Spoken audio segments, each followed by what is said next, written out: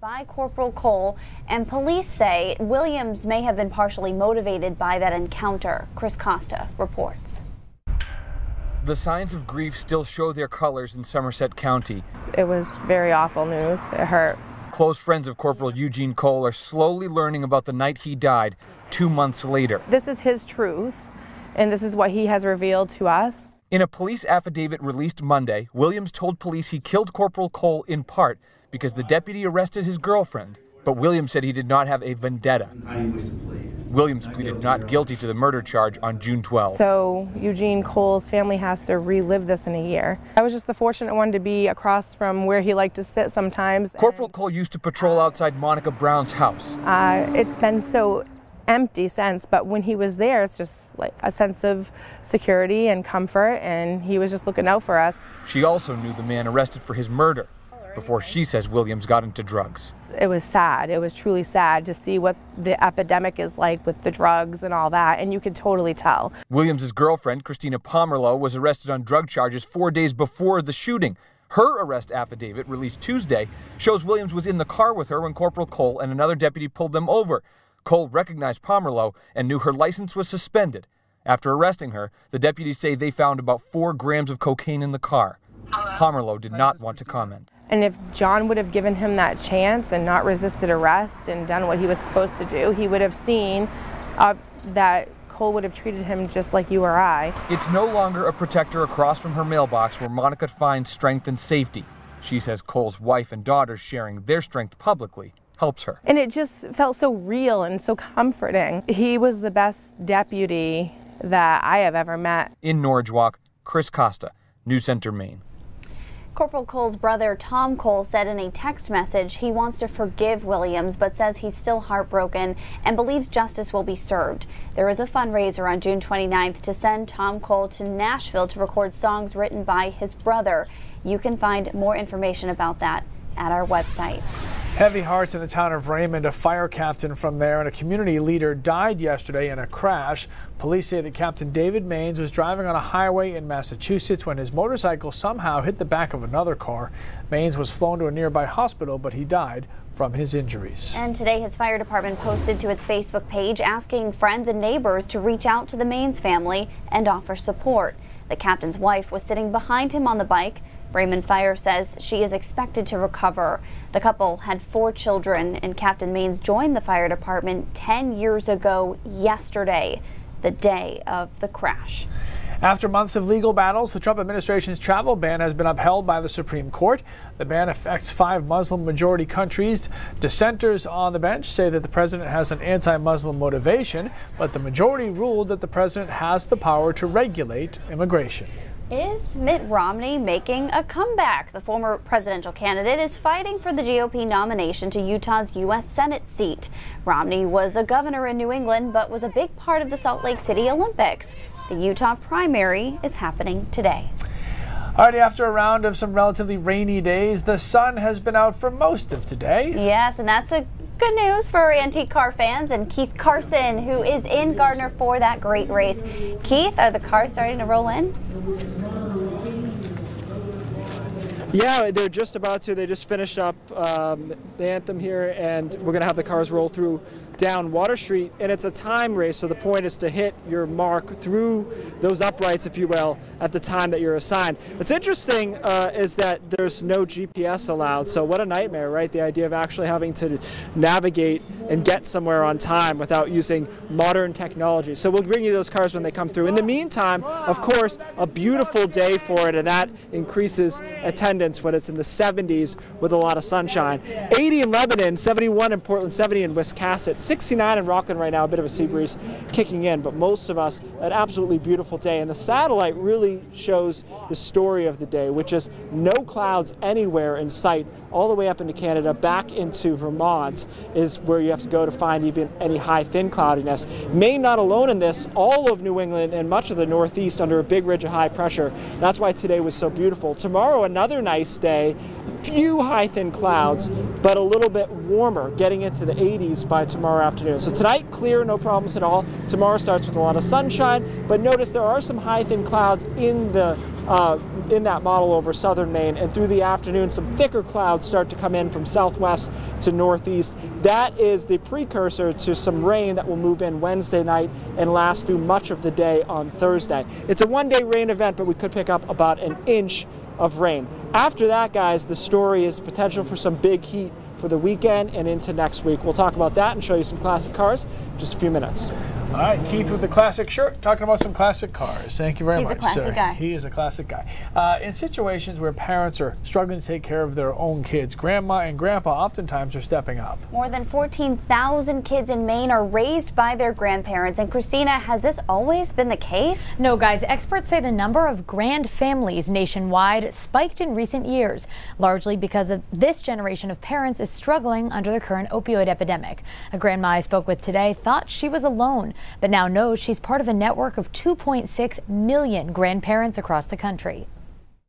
Happy faces? Sandy Pinard can't stay away from kids. 10 minutes of free play. The preschool teacher has a kind heart and a knack for parenting. It's your family. You do anything for your family that you can do. In fact, she's 13 years into her second round of parenting, playing the role of mom for her 3 teenage grandchildren. It has been probably the hardest trip we ever took, most rewarding. Sandy and her husband took the kids in when their parents couldn't care for them because of domestic violence and drug issues. She's one of millions of grandparents across the country stepping in to help, a phenomenon that's catching the federal government's attention. They are waking up in the middle of the night to feed babies and planning afternoons around soccer practice rather than playing golf or volunteering. A bill sponsored by Senator Collins is on its way to the president's desk. It will create a federal task force designed to help these grand families with resources, supplies, and information. Resources Sandy wishes she had when she started parenting all over again. We didn't have that support. We were just kind of flying by the seat of our pants. She's watched her 3 grandkids go from babies to teenagers. And though the road's been tough, she wouldn't change it. It was hard because you have to be a grandmother and you have to be a mother, so you wear 2 hats. Her kids are reading competition champions, high school graduates, and aspiring doctors, accomplishments she celebrated in a family cross-country road trip. And we went into North Carolina and to Disney World, and we did everything. And it was a trip of our lives. And I knew in my heart it was going to be the last trip because they were getting older. That's tough for you to see your kids grow up. Yes, and let them go. But they all have wings. They're doing great, and you couldn't be happier. You had to go. So grand families are just one side effect of the ongoing opioid epidemic. More than 60% of kids in child protective care in Maine come as a result of parental drug use as a risk factor. Now we're going to continue this conversation about child welfare in our state, and we hope you'll join us this Thursday at 7 p.m. for a 30-minute TV special called Protecting Maine's Children. We sit 4 prominent experts in child welfare down for an open and honest conversation about the problems facing Maine's children and the solutions needed to fix them. Lee and Lindsay? Christina, thank you very much. It's an important topic, and I'm glad that we are talking about it. So you're going to love this. Not every phone call to the fire department is an emergency. In fact, sometimes neighbors just need a helping hand. Like this woman in Portland who wanted to raise the American flag before Independence Day, but the rope on her flagpole was broken. So Portland Fire Department's Company 34 came to the rescue. They chatted with the woman, who they say is 97 years young, and discovered that her late husband was a Pearl Harbor veteran. Oh, how nice is that? Okay, good for small businesses, but a massive eyesore for neighbors. Plans for a high-tech cold storage unit are halted for now. And look, it's a story about dogs. Surprising on our show, I know, but this pup's got some pretty cool friends.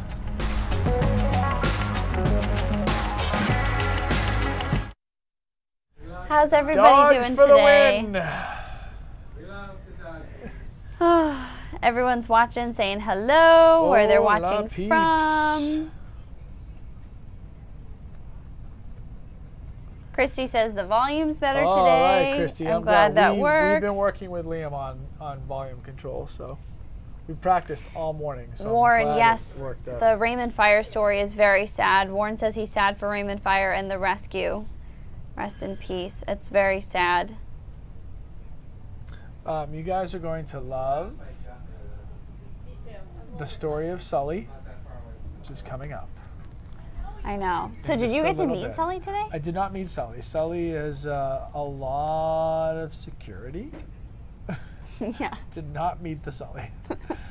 No. I don't know. You're Lee Goldberg. I thought maybe you had connections. Nope. I'm not even convinced I was able to get out of the parking lot with those credentials. So didn't really help me very much. But yeah, we told Sully's story. Pretty cool. I did talk to the organization that supplied Sully to the former president and does it for veterans all over the place. Obviously, we've done a lot with Canadians on the Front Line locally, and it's pretty much the same organization.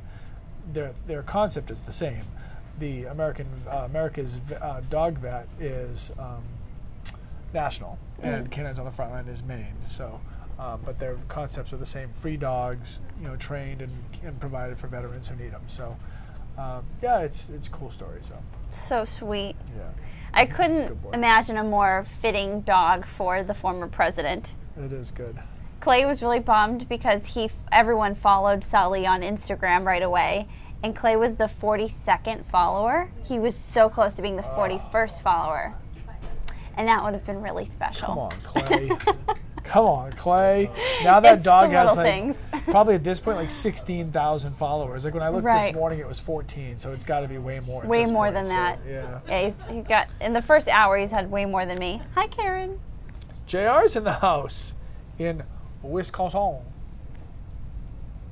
I think that President Bush actually, I don't know if he picked the name because in the video of the training of the dog, they said, "Meet Sully. He's on his way to Maine to go be President Bush's dog." So he probably just kept the name. So I'm assuming that, I don't know if he named it or if he inherited the name, but it's a great name. So. Yeah, it's a great name. Everyone's got a friend, Sully. Sully's coming up.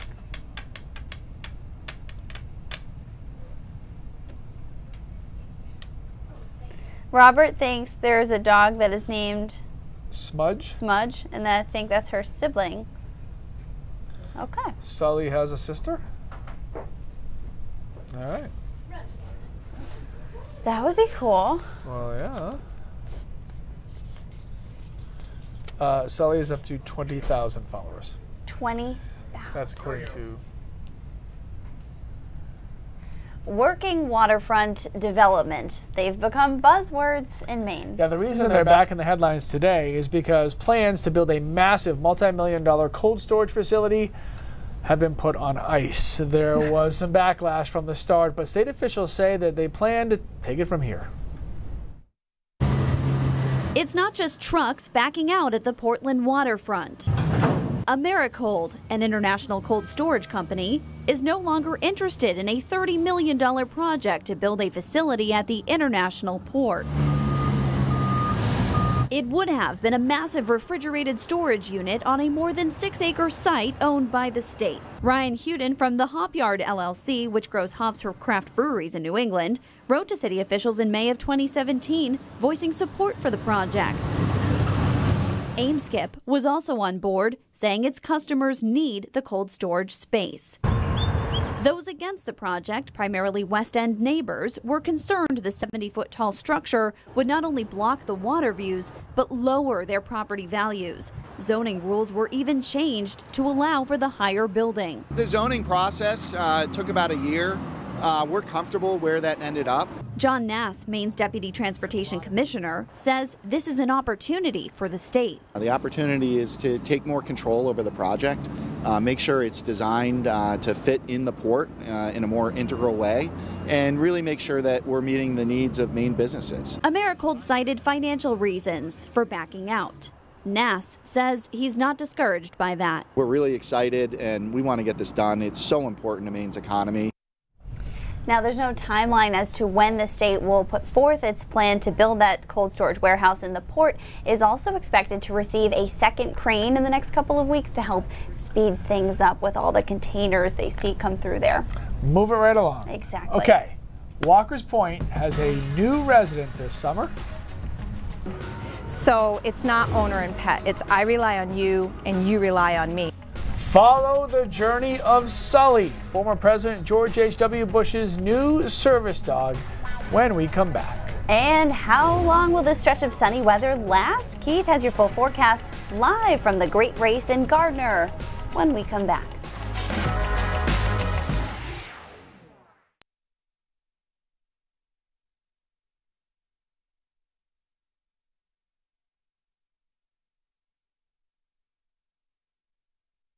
To name him when he was a pup. Oh, Christy, I have a question for you. Is it hard to part with the pup once you have trained them and they're ready to go on to their forever homes?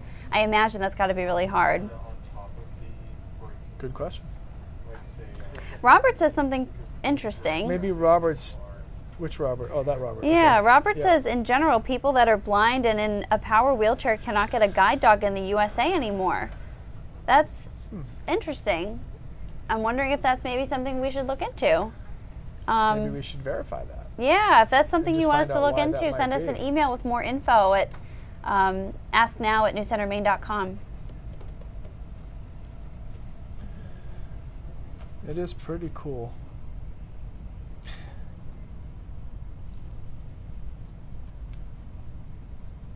Okay. Cool. One of the things that I wanted to know, and you'll see it in the story coming up, is just kind of like, so, you know, President Bush is 94. So what kind of services can a dog do for him? And so I think I got some of those answers. I was going to say, did you get the answers? Because I'm curious too. Yeah, because, you know, I mean, obviously, companionship is obvious. That's like it's obvious, not, yeah. But I mean, any dog could give you companionship. Yeah. This is a special dog that does more than that. So I'm curious to know. Maybe he can go fetch the morning paper. Well, do they deliver the paper to Walker's Point? So by boat? President Clinton was with him yesterday, the same day the dog arrived. That's cool. So I actually, Rachel, our producer, said, I wonder if President Clinton brought the dog. And so we reached out to Mr. McGrath, the press secretary for HW, and he said, no, that was total coincidence. But pretty cool coincidence. They both really show up cool on the same day. And then there's that picture, the three of them that we just showed. So, right. Yeah. And the former President Clinton just did some interviews, you know, with NBC News. It'd be great if he would swing on by here too, but... Oh yeah, he loves the media. Yeah. He did not swing by, obviously. I did see that Pat tweeted at him last night. I saw that too. Yeah, since you're in the area, if you want to come on over. Christy says her service dog is now 9 years old. Oh. Sweet baby. All right, kids, here comes Sully. It is not at all uncommon for hundreds of thousands of tourists to pour into Maine in the summertime, but there is one particular visitor that has caused quite a stir. So this little guy's been hanging out with some pretty famous company and doesn't even have 2 legs. He has 4. This is Sully, and this is Sully's new home. Former President Bush welcomed his new family member on Monday. The yellow lab will be his first service dog. Sully can open doors, pick up items, and summon help. He will also help fill the giant void felt by the loss of the former president's wife of 73 years. Dogs are amazing companions, and you know, when you think of going through a life change after you've spent your life for the better part of 75 years with somebody else and that person is gone. Sully is already an internet sensation. He has his own Instagram account, obviously, and once news of his arrival spread, the well wishes poured in through social media. The pup was provided to 41 by American Vet Dogs, which is a national organization that provides dogs to veterans free of charge. That national group has worked in conjunction with the Maine-based Canines on the Front Line in the past. And when you're training a service dog or a therapy dog for someone, that dog is at the same level as the person. So it's not owner and pet. It's I rely on you and you rely on me. And it's an equal partnership. That's the difference between a service dog and just getting a pet. What a sweetie Sully is. I mean, talk about a companion. And how nice for the former president to not be alone and to have not just a companion, but someone who is looking out for him at all times. Not that he doesn't have enough people like that, but this one's probably cuter than the other ones that are looking out for him. And do you think he'll get plenty of walks living at Walker's I feel Point? like this puppy's going to get a lot of attention. Yes, Lots of loving. absolutely. So and sweet. To go for a walk, it'd be nice if the weather was great, and it's starting to look up after what was a gloomy weekend. Most kids are out of school now, and that means parents are hitting the beach, going to the playground, all the great summertime activities for the short span of summer that we have. These are some of the Snapchats from across our state. I love being able to see everything going on in the state through your eyes, through Snapchat. That's always so cool to check out. Okay, let's look at things through Keith Carson's eyes now. He's at a pretty cool event. Proposition. That is a scary proposition. He's at a pretty cool event happening in Gardner. Keith, what's the latest? I agree with Lee on this aspect. Actually, you don't want to look through my eyes. Although right now we're checking out this cool event here, the Great Race, which will go through 2 more Maine towns on the way up into Canada. It's rolling through one at a time, and of course, the magic of live television. I don't see a classic car anywhere in sight right now, but they are rolling through here, and this is one of the checkpoints that Bill Green will explain to you in just a minute. Oh, he's going to explain it right now. All right, Anytime you want. Bill Green. It's a sport for me and you, Keith, because I can drive and you can navigate. Right, and so you followed this from Mount Washington. Tell us a little bit about the race and how it works. You have to use primitive navigational aids. So you can use your speedometer, but then only a stopwatch. And the navigator sits there heads down with this big chart. For example, if you're going 35, you come to a stop sign and take a right, that will slow you by 7.9 seconds. You've got to speed up over the speed limit by 7.9 seconds. And 15 of the cars here today will hit the time to 0 seconds. And the speed limit that they use is 5 under the speed limit, so when they speed up, they're not speeding.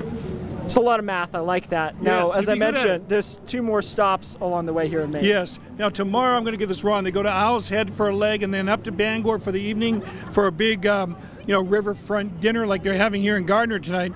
Then they're going to go down to Bar Harbor and the Transportation Museum. Oh no, it's on MDI. I've been there. It's a lovely facility. They're hosting kind of a lunch and then a dinner in downtown Bar Harbor. I understand it's on the waterfront. That'll be Thursday night, and then they head up into Moncton. They finish up in Halifax on Sunday. So they started in Buffalo, kind of a big money event. Vintage race cars and real beauties. I'm not a big car guy, but you gotta love to look at an old Pierce Arrow or 46 Fords and all this stuff that they're driving. Some of them are pretty cool. Okay, Bill knows that. He knows the event. I kind of know the weather a little bit, right? Is this what we're up to now? We're doing some weather now. You got a car? Oh, we got. Okay, well, we're gonna do some. We're gonna run out of time in here somewhere, but beautiful day for it. Obviously, that drives some crowds here. Temperatures 70s. Full sunshine, low dew points, all good stuff.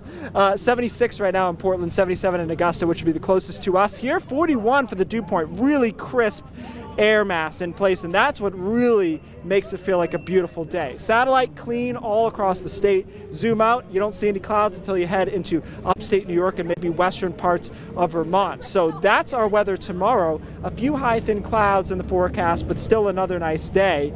So hour by hour forecast shows you clear skies tonight. Notice the clouds do roll in tomorrow, high thin ones for the most part until late afternoon over southern Maine, some thicker clouds, but temperatures in the upper 70s and low 80s before some rain moves in on Wednesday night, Thursday. Now there'll be some downpours embedded in this rain event. It could pick up to an inch of rain, which would actually be good because we're still in a drought across the mid-coast, southern Maine, and now western Maine included in that abnormally dry category of the drought. Get the rain out on Thursday night though, and Friday looks beautiful. Now the focus, at least in the weather office, has been a big heat signature for Sunday and Monday. The question is, how hot is hot? I think 90 plus is a good bet, especially away from the coastline. Can we get to 95 plus and even more? I think the potential is there on Sunday in particular. Here's what I have for Sunday's highs. Freiburg 97 degrees, 90 in Lewiston, 90 in Augusta. Now, of course, the ocean influence will be a factor along the coast, so right now I'm playing it cool there, but very hot inland. A place like Lebanon, Concord, into Burlington, Vermont, I think could hit 100 degrees on Sunday afternoon. So hot for sure there. Into Monday as well, some scattered showers should cool us back down on Tuesday. But overall, pretty nice pattern. By the way, that sprinkle on Friday is very, very minimal. I think most of us stay dry through the day on Friday with just an isolated shower in the afternoon. No matter how you slice it, the weekend does look good. Again, it's just a matter of, are we going to be 85, 90, or are we going to be in the mid and upper 90s in spots on Sunday afternoon? No matter how it goes, guys, it's going to be a nice roll in to the 4th of July week, and it certainly will feel like the season across Maine. All right, hopefully we can get some more good-looking cars for you here in a bit. Bill Green will give you some more updates here at 5:30 as well. Guys, back to you. All right, Keith, look at that. Living the life there, right? See what he did there? Roll in. I did. With the pun? He didn't do it on purpose, though. And what also cracked me up was that Bill Green was talking about a lot of math, and it was even too much math for Keith. How about that? That says statistically impossible. Exactly. Okay. Well, it seems like the school year just wrapped up, but collegiates are already looking ahead to fall. Maine Maritime Academy posted this photo of a new student session. This is already the second round of new students to attend orientation in Castine. Congrats to the class of 2022. I mean, I think everybody loves summer, but like school just got out. I know. It just did last week for everybody, and now it's like July's here, right? And then August, and it's back to school. So summer used to be like 3 months, June, July, and August, and now summer's basically 2 months, July and August. I know, it goes by so quick too. It's just a lot to stuff into a small window. That's why in your house nobody does any summer sports. You take the summer off to just be together. We have 8 weeks to get together where we can do stuff. That's nice. Then you can go on your way. That's awesome. The other 10 months. All right, let's check in with Cindy Williams now, who has a preview of what's coming up on News Center Maine at 5:30. Hey, Cindy. Hi, guys. Lewiston school field trips are going to look a little different now after a middle school student drowned while on a school outing at Rang Pond. We're going to tell you about the changes that the school district thought necessary in order to keep kids safe.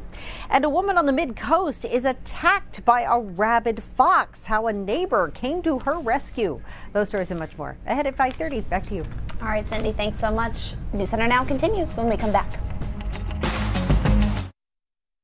I want to see if the break was before that or after that. I know, because yesterday she moved right, so I know, she moved her cheese yesterday. All right, everybody. Didn't want to mess that one up 2 days in a row. Deborah says that's way too hot for Maine. I was thinking about our air conditioning discussion we had yesterday with Keith, and you were saying like if we're going to be hot, we might as well break a record. Well, I'm just saying if it's going to be 95, let's make it 100. I mean, what's the difference? And I was thinking, okay, that's like the sports guy in you talking, because like obviously you want to break records. If it's going to be miserably hot. Which, I mean, 95 is miserably hot. So let's just make it 100. Yeah. Then at least we get a record out of being miserably hot. That's true. Otherwise, it was just hot. It wasn't even a record. So what's the point? We had a tradition in my house growing up. We never had air conditioning. My parents still don't have it. They're crazy. How is that a tradition? Well, no, the tradition was... It's a punishment. No, the tradition was on the really, really, really hot days and we needed a break from the heat. We would all get together and watch a movie like in our basement area that was the coolest part of the house, or we would use it as an excuse to go out to eat at a restaurant that had AC. So it was, sorry, I was also listening to our producer as I was just telling you guys that. Anyway, so we would use it as an excuse. Talking about the abuse your parents put on you guys when you were kids and not letting you cool off. Is this something we need to take up in therapy? Should we talk about this? Do we need to have a session? No. Hey, but yeah. Sammy, I read your post, and I hope you're on the track to get a dog, a service dog for your PTSD. I don't know if you're a veteran based on your post, but if you are, there are a lot of great local resources that can help you. And if you're not a veteran, there are also still some resources that can help you. So hopefully your post is telling us that you're actually in the process of getting one. And hopefully you'll get one soon, because everybody that I have spoken with, veteran or not, that has had a service dog for whatever reason, literally can't say enough about how it's changed their life and how important that they never realized a dog could make such a difference. So especially with PTSD, have so much love I hope to you give. get that dog. I'm now the crazy dog mom, and I'm not afraid to admit it. Yeah, I hear you. Trust me, I hear you. All right, so from cute little dogs to scary sharks. Here we go. Yay. If you are scared of sharks, Sorry, you're about to be very afraid. This giant fish it looks was like he's caught smiling. by an unsuspecting fisherman off the coast of Texas. After snapping the photo, he released the shark back into the ocean. Look at those teeth. My. The only one who's a sure fan of fins is Jimmy Buffett. Or Miami Dolphins. People. Yes. Yeah. Okay. Anyway. News on Maine at 5:30 starts right now. Fans to the left, fans to the right. What's that? You're right, you found the old people. Okay, guys, bye.